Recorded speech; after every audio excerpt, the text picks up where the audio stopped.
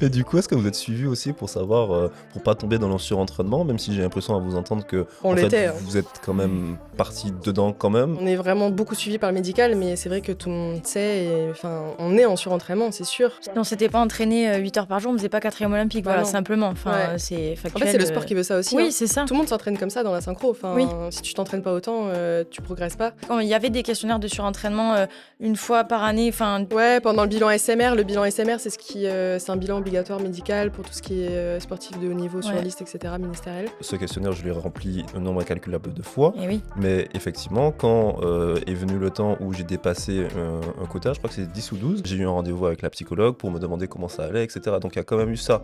J'ai l'impression que vous, c'était tellement banalisé. Il aurait fallu 15 rendez-vous avec la psychologue en fait, donc Les scores étaient beaucoup plus que 12. Mais non, en vrai, on avait régulièrement des rendez-vous psy aussi avec le bilan SMR. Puis après, on savait que si on avait besoin, on pouvait se faire suivre aussi par l'unité psychologique de l'INSEP. Mm.